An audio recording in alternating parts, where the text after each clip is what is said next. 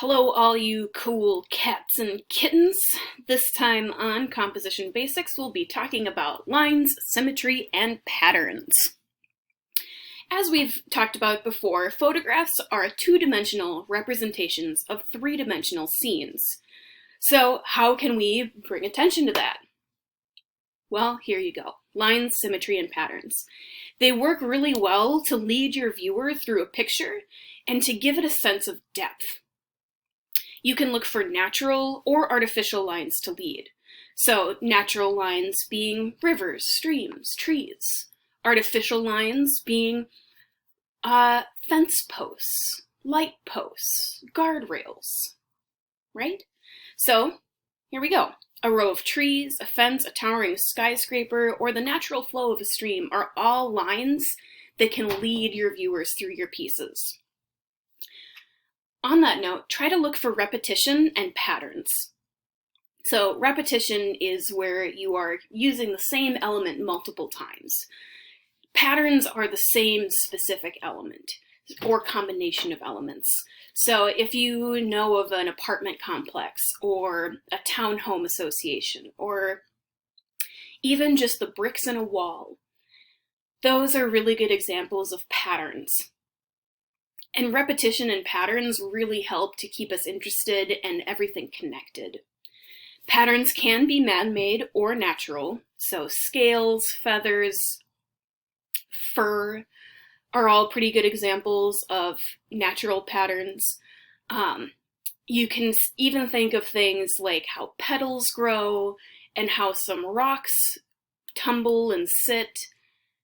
Trees, depending on how they're maintained and groomed, can even make their own pattern. Oftentimes our patterns will be more man-made though. All lines and patterns add a sense of depth, especially if they are diagonal. Diagonals are an excellent way to draw people through pieces in interesting ways. Straight lines can tend to be kind of stagnant and plain. Not to say that they're always like that, but diagonal lines really kick it up a notch and really give us a sense of depth and motion. If you combine patterns and lines with a sense of symmetry, you might have to overlook some of our previous rules to maintain that symmetry, but it can ultimately make a really interesting piece to look at.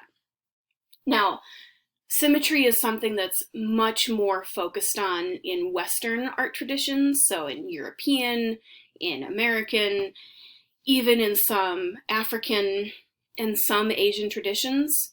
So I understand if symmetry isn't necessarily your aesthetic, but it is one that's well recognized and well known, and it's one that's known to make people feel comfortable and settled. So here's some examples of lines and symmetry, natural and unnatural. So I want you to look at the picture on the left, okay? There is a path before you, and you can follow that path.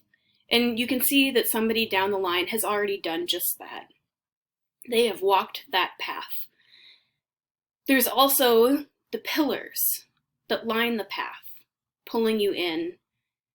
They match each other in their repetition of the same colors, the same shapes. The bricks themselves are a pattern. And then look at the trellis on top of the pillars. Aged wood, vines, green leaves. There's a bunch of patterns and relationships between these different subjects, all leading you down that path. What lies at the end of it? We're going to move on to the organ picture, the top right. So this was taken at a church in, I believe, Montreal, Canada. I don't remember, to be totally honest. But here you can see a really good example of symmetry, but it's still creating a sense of depth. So even though the subject is in the center of the picture, and I kind of broke that rule, the symmetry makes up for it. So we have all these lines that are leading us to the center. We have the light banks, we have the architectural forms, and we have the organ pipes themselves. all of these diagonals and straights and thick and thin and curved are creating this pull to the center. Hopefully you see that. And then in the bottom right picture is an interesting little succulent I found in California a few years ago. I have no idea what it's called, but I took a bunch of pictures of it because it looked so cool. In nature, patterns exist as more finite repetitions. They don't go on forever. But it's how we get our golden rule and how we get fractals. But each of these little petals, or whatever it's called on a succulent, creates its own little set of lines. We've got the red and the green contrasting with each other. We've got the big and the small.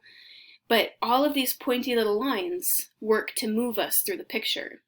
There's repetition in that they're similar shapes, similar colors. There's these patterns of how they go from large to small. But most of all, it's those pointy lines that drag us through the picture. Next time on Composition Basics, we'll be talking about foreground and background balance.